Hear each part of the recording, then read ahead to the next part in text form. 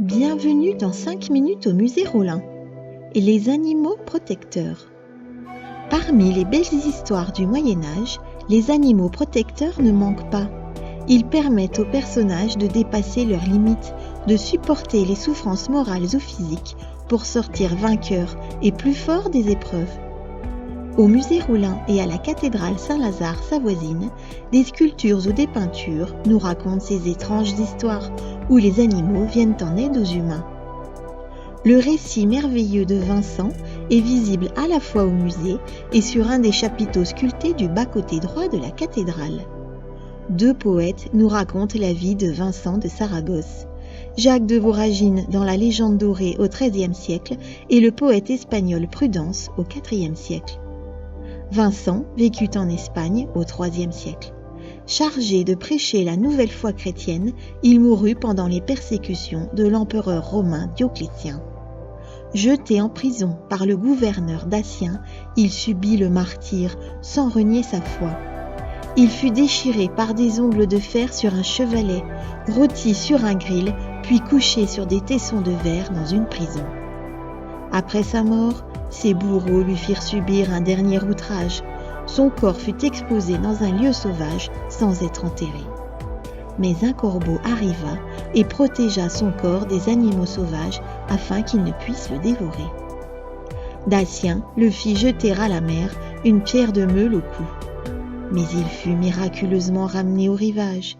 Vincent est le protecteur des marins, des potiers et des vignerons. Sur un chapiteau du XIIe siècle sculpté par le célèbre Gilbert-Bertus, son corps est protégé des animaux sauvages par les ailes déployées de deux oiseaux d'un grand effet décoratif. Dans une peinture murale du XVe siècle située à l'origine dans la chapelle Saint-Vincent et déposée actuellement au musée Rolin, on retrouve les oiseaux qui protègent Vincent du loup. Un autre oiseau protège ses enfants. C'est le pélican qui se perce la poitrine pour les nourrir. Voyant des morceaux sanguinolents de poissons régurgités, les hommes pensèrent que le pélican perçait sa propre chair pour nourrir ses petits. Il symbolise depuis le sacrifice de Jésus sur la croix. Une copie surmonte la fontaine, tandis que l'original se trouve au musée. À la cathédrale Saint-Lazare, on retrouve d'autres chapiteaux sculptés qui montrent la grande proximité et complicité entre les hommes et les animaux. Dans le chapiteau de Daniel, il semble assis dans une fosse matérialisée par une arche. Il paraît tranquille et serein, tandis que deux lions de chaque côté, censés le dévorer, s'approchent de lui en le reniflant, tels des animaux de compagnie. La foi et les convictions de Daniel sont rendues ici par la grande paix qui se dégage de ce chapiteau, alors que cette scène devrait être horrible. Le lion de Jérôme est aussi très calme. Ce chapiteau raconte l'amitié qui le lia à Jérôme. Se promenant un jour dans le désert, le lion s'enfonça une épine dans la patte, ce qui le fit souffrir et boiter. Il finit par rencontrer Jérôme qui lui retira l'épine. Ne sachant comment le remercier, le lion se mit à son service. Un jour que des brigands volèrent les chameaux et les ânes de la famille de Jérôme, le lion les poursuivit, rugit et fit déguerpir les voleurs.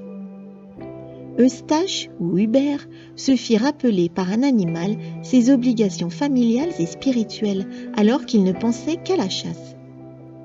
Il rencontra un jour un cerf qui portait une croix lumineuse entre ses cornes. L'animal le sermonna et Eustache se rendit meilleur. Dans ce chapiteau, on retrouve le cerf et sa croix, trois arbres stylisés qui représentent la forêt, Eustache agenouillé et les mains jointes, émerveillé par cette apparition.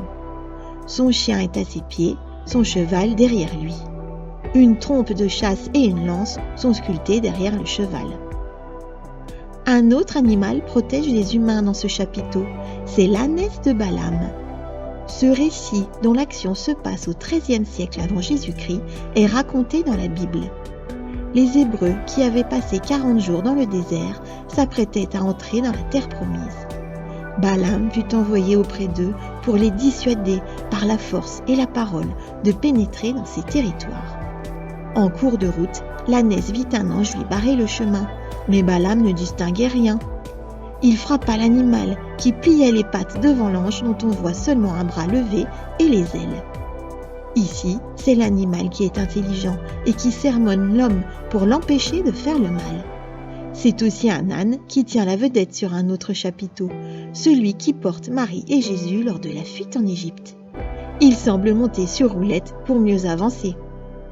Dans ces histoires merveilleuses des récits anciens, tous ces animaux rendent les hommes meilleurs ou les aident à supporter les épreuves. Ils peuvent avoir le don de la parole pour mieux communiquer avec les humains. Maintenant, à vous de les retrouver au musée Rolin ou à la cathédrale Saint-Lazare.